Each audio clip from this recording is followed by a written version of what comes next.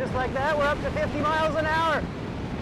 On paper, this should only go 49 miles an hour between my two front hub motors.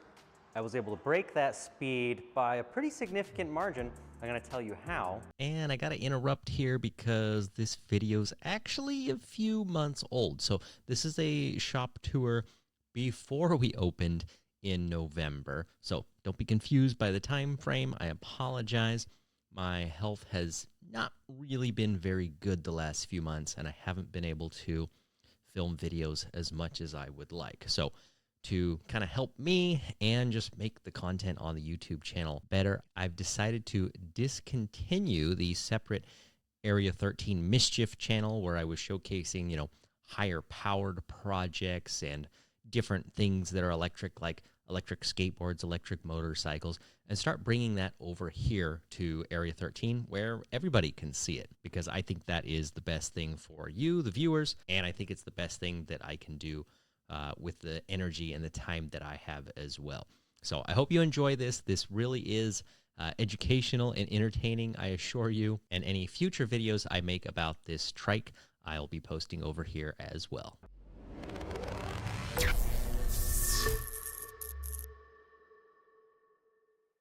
But first, let me give you a little shop tour. We're opening our new retail store in a new location, and as you can see, it's in a shopping center in downtown Grass Valley, which is definitely different from our current warehouse spot, but gonna be great for local traffic. So stepping inside here, it's full of lots of boxes and it's really empty at the moment, but that's gonna be our checkout area. That's not the actual counter, but there will be one there. We'll have bike racks along the wall. We'll have helmets and locks.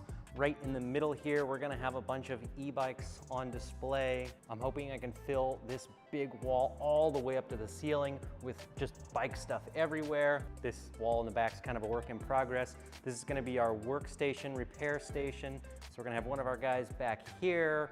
We have our lift being installed right here for working on bikes. Another guy will be sitting over here. And back here, of course, are workbenches with all of our tools to work on any sort of electric bike we want to work on. So I'm really pleased with how this is turning out so far. I can't wait to see it all finished. It's definitely coming together though. Moving into the back, this is basically our warehouse storage area. So we've got bikes that are in boxes. That way if a customer comes in and they want a different color or size or something that's not on the floor, we can just run back here, grab one out of a box, set it up in 30 minutes or so. They can have one of these bikes. We're gonna have, of course, storage of all of our parts and pieces and things that we ship out all over the world. So that's it. I'll have more updates on this soon as everything comes together. We're trying to get in here as quickly as possible, possibly some sort of grand opening in November. Stay tuned for that.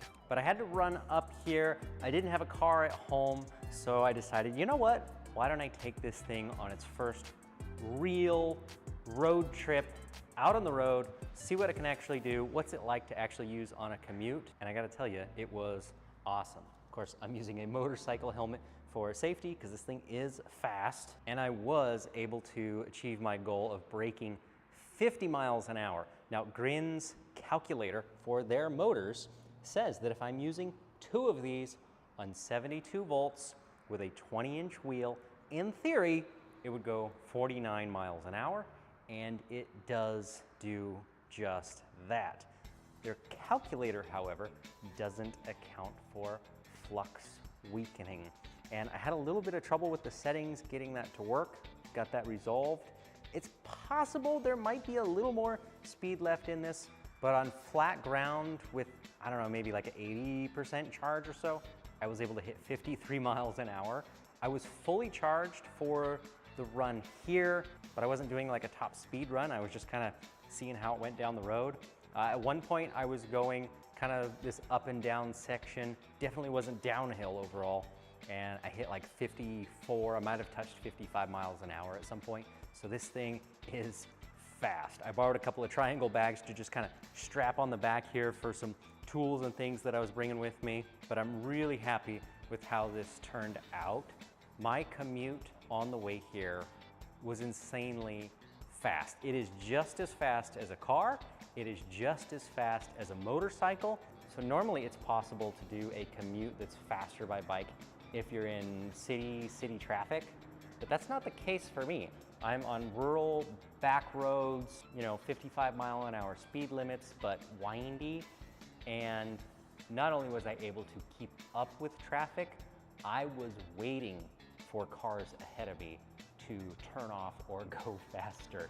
The limitation on this is not power, it is definitely handling. Around turns, slowing down is basically it. On some of the really steep uphills, it's slowed down to about 40 miles an hour, which is just crazy to do 40 uphill. I'm super pleased with how these motors turned out. These are the Grin all-axle motors. It's the only one that I'm aware of that can be mounted on a single-sided hub.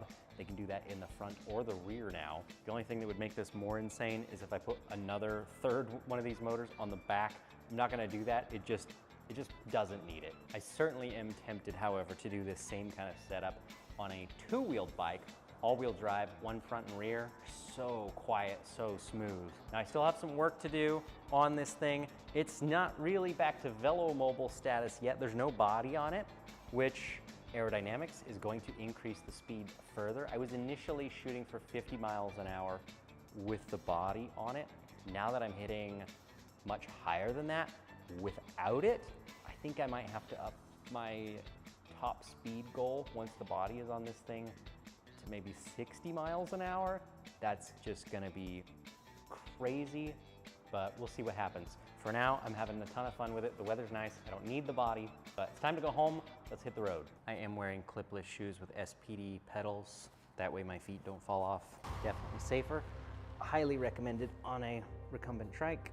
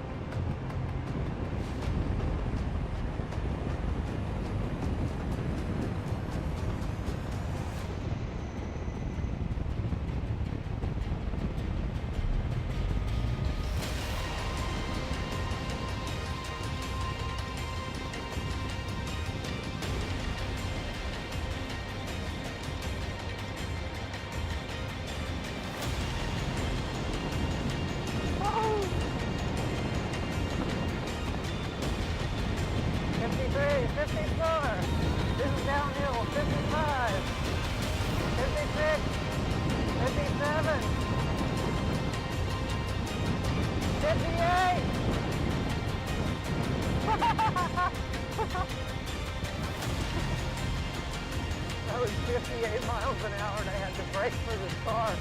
I do still have the differential throttle set up, so my middle finger controls the right motor, my index finger controls the left motor. So if I'm taking this turn, I can just use the left.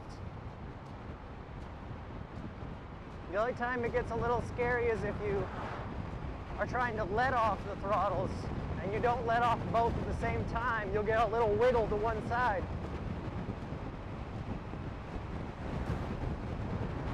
Other than that, that's one of the best things I've done. All right, we got open road ahead of us now.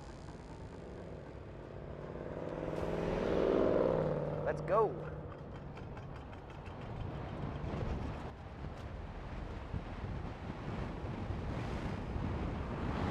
And just like that, we're up to 50 miles an hour.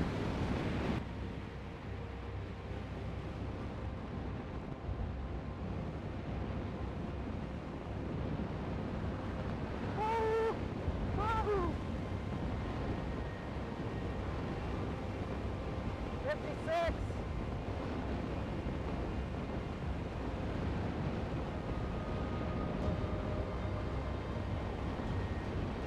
This is crazy. Whoa. Okay, slowing down, braking downhill is a little scary because if you get too heavy on the brakes, the rear tire can actually lift off the ground, and then you basically have no control because only your front wheels are on the ground. So I'm going to try and be a little more careful going down the hill.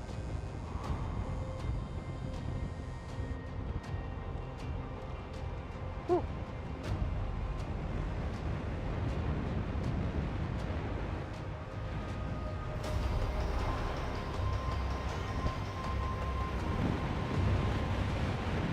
Alrighty.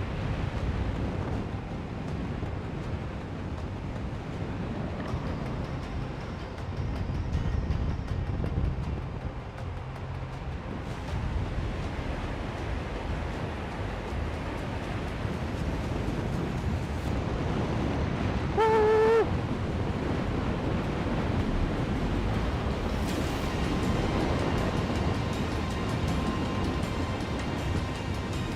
Alright, a little bit of braking, because there's some bumps right here. It does get a little unsettled when you hit bumps.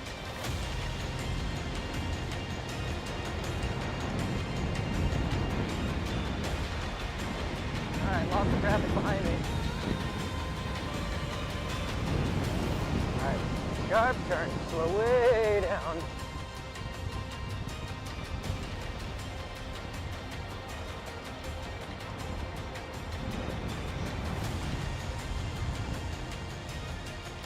This thing does not have the lowest center of gravity. If I was to build one from scratch, that'd definitely be a change I would make.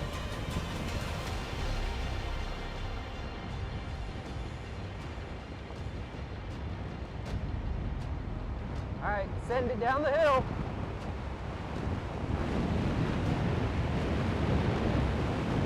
$55, $37. All right, slow down.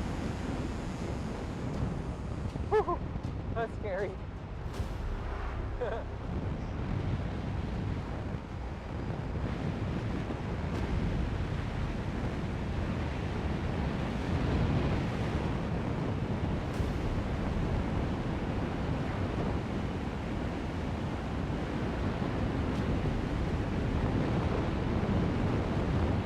Bump. Oh, that was a bump at over 50 miles an hour. What can I say? It's a monster, it's a ton of fun, and I'm not done yet. Subscribe if you want to see more. I was at 100% charge when I left. 75% on battery 1. And yeah, exactly 75% on battery 2. So I just did a basically full throttle round trip and only used a quarter of the battery.